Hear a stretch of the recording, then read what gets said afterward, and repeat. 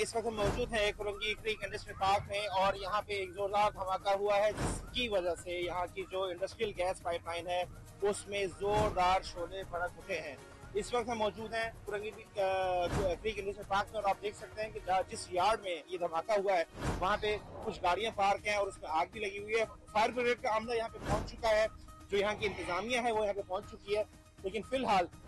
ऐसे हम कुछ किसी भी मजीद मालूमात को हासिल करने में नाकाम है, क्योंकि यहाँ पे जो इंतजामिया है वो किसी भी हवाले में हमसे बात करने पे इस वक्त रजामंद नहीं है और वो कंट्रोल करने की सिचुएशन को कोशिश कर रहे हैं। आपको मैं रिक्वेस्ट करूंगा अपने कैमरामैन को कि वो दिखाएं कि किस तरह फायर ब्रिगेड का अमला जो है यहाँ पे वो अपने काम में मसरूफ है,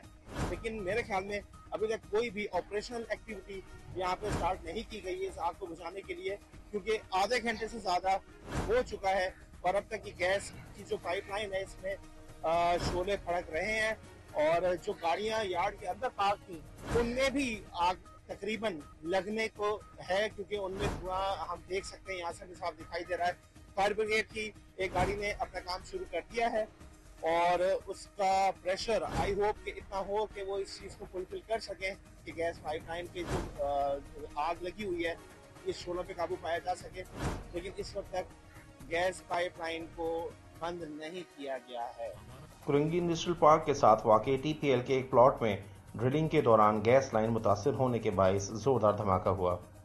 इब्तदाई इतलात के मुताबिक खुशकिस्मती से किसी भी जानी नुकसान की इतला मौसूल नहीं हुई। वाक़े के फौरन बाद फायर ब्रिगेड का अमला जाए वक़ूआ पर पहुंच गया और आग बुझाने की कार्रवाई जारी हैं। ताहम इतला देने के बावजूद गैस की फराहमी मुअत्तल नहीं की जा सकी, जिसकी वजह से सूरत हाल पेचीदा हो रही है। यहाँ ये भी सवाल उठाया जा रहा है कि रात गैस ड्रिलिंग की किसने इजाज़त दी और क्या हिफाजती इक़दाम को मद्देनजर रखा गया। हादसे की नौयत देखकर अंदाज़ा लगाया जा सकता है कि किस हद तक नुकसान बढ़ सकता था। मुतल्लिका इदारों को इस मामले पर वजाहत तलब करने की ज़रूरत है।